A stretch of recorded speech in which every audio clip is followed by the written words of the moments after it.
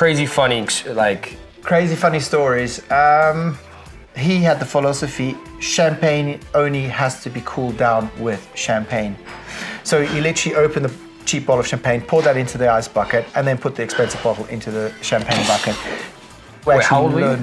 I was 16 at the time. You were working in a Michelin star restaurant at the age of 16? At 16 I started. Where are the scars? Where is the drug dependency?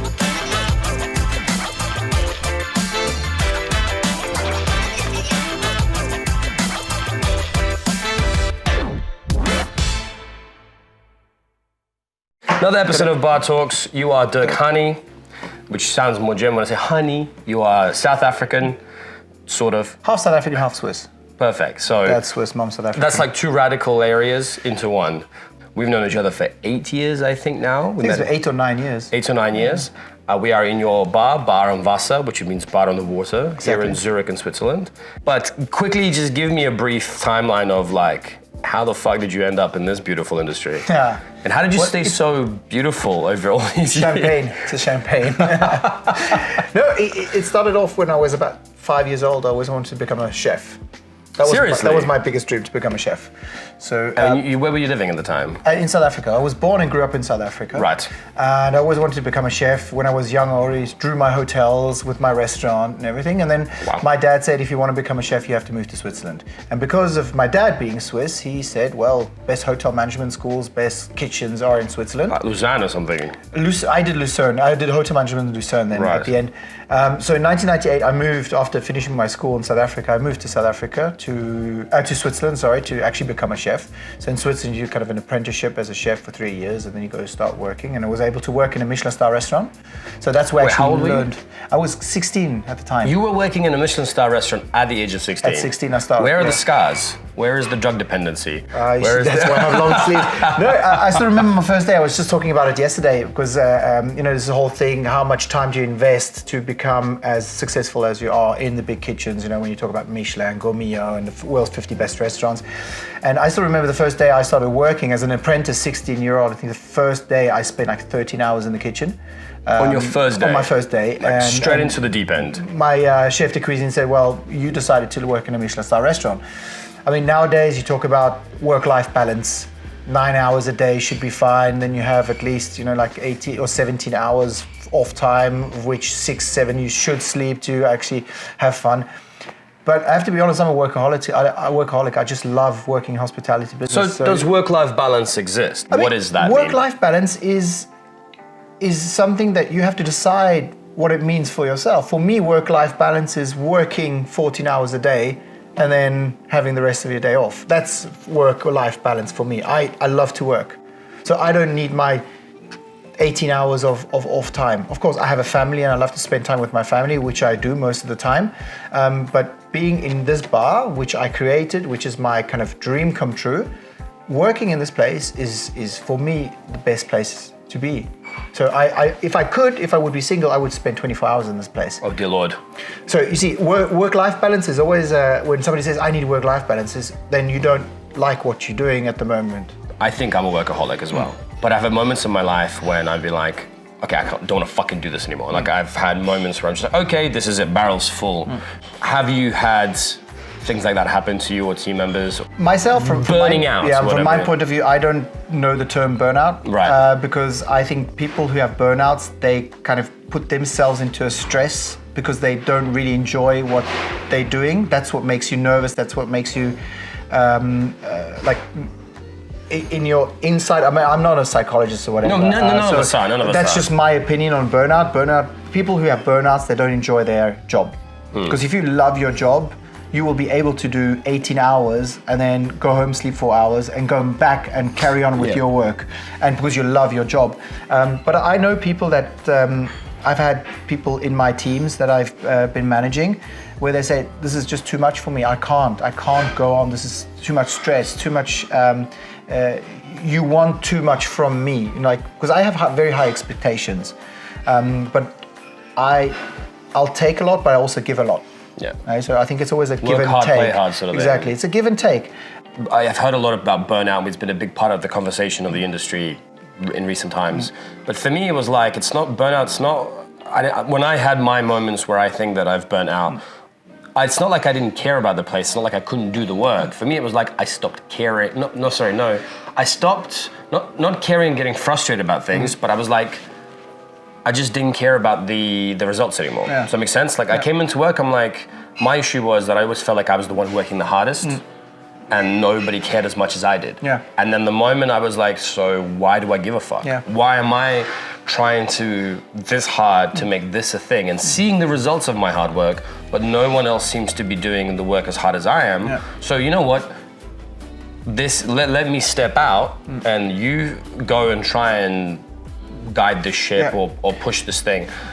You see, that's when I said that's when leadership comes into place. Yeah. You know, and putting different characters together that will help each other. You know, like to have just to go back up the ladder. You know, this is the nice part about this family that I have here in the Bambasa is everybody's got everybody's back.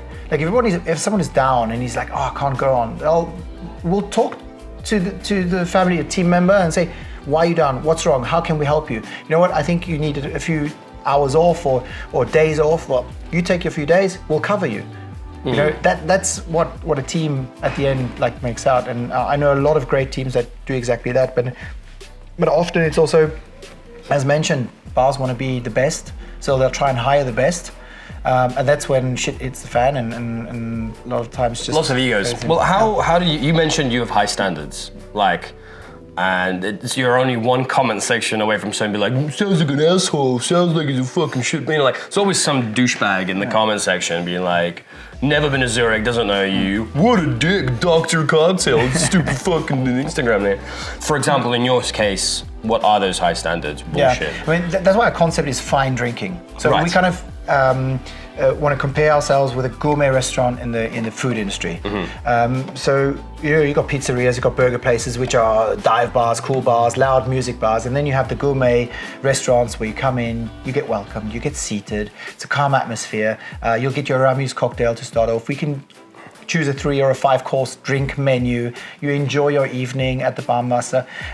So those are the high standards we want to implement, but still have a really cool atmosphere. I mean, last night we were walking around with the bubble machine, just having a little bit of fun, just getting the people to laugh.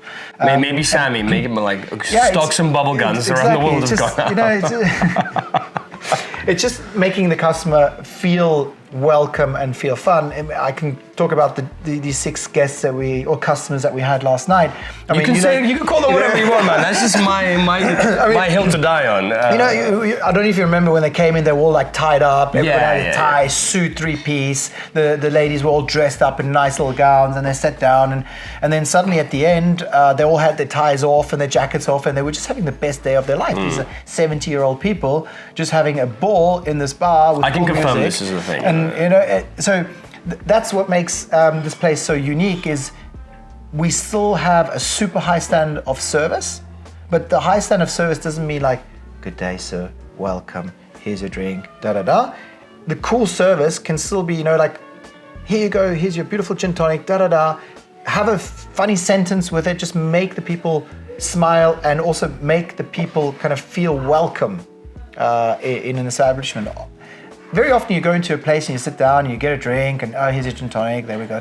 You don't really feel welcome because for me, bars, everything is psychological, 100%. From the minute you walk into a bar is your mind will start working. You walk in and nobody says hello, you will not feel welcome. Not you as a person, but your inside will not make you feel welcome, which means from that point on, you're not going to have the same experience as if you would come into the bar and you had 2 waiters or 2 bartenders turn around, look at you, and just even nod. Well, acknowledge you're in the fucking room. You're in the room, saying, hi, welcome, I'll be with you in a second. That already gives you another 2 minutes to spare. And often people walk into bars and they'll just stand at the door and just wait and see what happens, and nobody kind of welcomes them. Like, hi, have a seat wherever you want, I'll be with you in a second. Well, whenever you want, you might lose them. If the room's big enough. Yeah. That's interesting. Quick question. We've mentioned hotel schools a bunch of times, and you did Lausanne. So I've heard the hotel schools in Switzerland are like, especially if you're boarding there, they are a next level of, there's something insane going on. I've heard that the first years are like cooking for everyone, the second years are like cleaning. Like, what is hotel school? Because most people in the industry don't go to hotel school. Well, hotel management schools in Switzerland are really cool because you go through every part of the hospitality sector. Right. So you work in the kitchen, you work as a waiter, you work as a house cleaner, you work at the reception, then you work in management. So you see all the aspects and all the sectors of the hospitality business, which is really cool because that's what I think will make you a good manager in the future if you've worked everywhere, if you've touched the glass and polished the glass, if you cleaned the toilet, if you made drinks, if you served the plate. Also learning how to be a manager. That's for me one of the most difficult things is kind of to lead a team. I mean, that's not everybody's strength to lead a team. And I think that's something that you learn in hotel management school is how to lead a team to become successful. And successful means sending home customers with a smile. That for me is success. I don't, in first line, I don't think about the money. For me, the first thing is to send customers home with a smile. Is it like a Lausanne fraternity? Because I know that some people, they still stay in touch and they still know each other. There's I know people who've gone back to do speeches at the school. Yeah, after I finished hotel management school in Lausanne, I went to teach there for a few years for the bar business, which was really fun. I did it all free of charge because I thought me giving my knowledge to students was the best thing I could do. I still love it today, but in hindsight, I should have asked some money. Yeah, but now being close to 40 and being so successful, I think I can start asking for a little. Lausanne's getting expensive, man. I looked some prices. Lausanne is not a cheap school. No, it's not a cheap school at all. You just did the figures, and you were like, success. What is? I know this is an abstract answer, but what is success for you? I mean, if you look at my career, I started off as a chef. Yeah. Then I switched into the liquid kitchen. I had to do an internship for hotel management school, and I started working as a waiter. And then the manager at the time said, "You know what? Go to the bar and do some drinks." And that's when I actually fell in love with the bar business. Just saying, how cool is this? I can be like a chef, but I can talk to people. I can start talking to people and make them happy. And then I became a bartender. I was elected Bartender of the Year in 2008 in Switzerland. The flexes are coming. But this is where it starts, And then I decided, well, I've been a bartender now. What can I do next? And then I told myself, why don't you go stay in the bar sector, but maybe go next to the bar, go work as a brand ambassador. So I went to work as a brand ambassador, went back into the bar business. Then I went to work as a sales rep. I went back into the bar business. So when you tell me you can't be a bartender when you're 40, I'm going to be 40 next year. And believe me, I'm going to be behind the bar the next 10 years because I just love the bar business. Of course, my goal is to open another venue, and I already own 2 venues. Now, there's a third one coming, and I hope a fourth and a fifth one. I can't be in all 5 locations at the same time, but you will always see me in the venues, talking with customers, making them happy, because that's my initial goal, is to make every customer happy. My second goal is to make every staff member happy. Those are my 2 goals that I have. And I think if those 2 goals are reached every evening, that's when you're going to be successful in what you do. Because at the end of the day, the people come to a place where they think they're going to get treated right, where they're going to have fun, where they're going to have good foods, good drinks, good vibe. And that's, at the end of the day, it's that what makes the people come back, is when they leave happy. But do you have any weird, funny stories in terms of things like crazy funny stories? We had a customer that ordered a bottle of very nice champagne, very expensive, but he also ordered another bottle of champagne. I'm not going to say the brand just because, but it was least expensive. It was the least expensive bottle on the menu at the time, and we looked at ourselves and said, "Why the hell is he ordering a bottle for a lot of hundreds of Swiss francs, and then one bottle for only hundreds, not in 1,000? Not in 1,000. We're still in the hundreds, and one bottle which was just, I think, 120 or 130 Swiss francs." So what he actually did was, he had the philosophy, champagne only has to be cooled down with champagne. So he literally opened the cheap bottle of champagne, poured that into the ice bucket, and then put the expensive bottle into the champagne bucket. telling us that good champagne needs to be cooled down with champagne. I mean, That is, it's that's a flex. But I mean, at the end of the day, he paid both bottles, so. It doesn't matter, do whatever you want. It's your There's champagne. a very famous hotelier from This guy Roccaforte, Okay. and he always said, if a customer asks for a camel, don't ask him why. Ask him if you want it whole, in pieces, or in slices. I mean, if a customer asks something, if you want something, then just give it to him. I mean, if he pays for it, yes, well, then, it's like if somebody orders, let's say he orders kind of, I don't know, a Royal Salute 30-year-old for, I don't know what the shot here is, about 320 francs. Right. He orders a Royal Salute 30 with Coke. I mean, I'll serve him a nice glass with the Royal Salute 30. I'll serve him ice by the side and Coke by the side. If he wants to mix it, that's his issue, not mine. We will not mix it for him.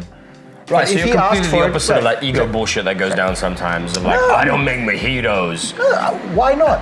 Why not? If a customer asks for a mojito, do it. So, as we wrap it up, what would you say to a young person in management, a young bar owner, who might be struggling with some of the things that you've mentioned here today, from considering your length of experience? To be honest, I would just say young bartenders, if you have a passion for something, do it and carry on and live your passion. I mean, I'm living my dream.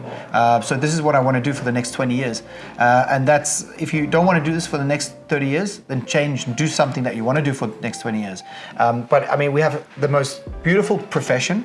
For me, bartender is a profession. I know a lot of countries say, it's not a profession. This is what students do. Fuck it.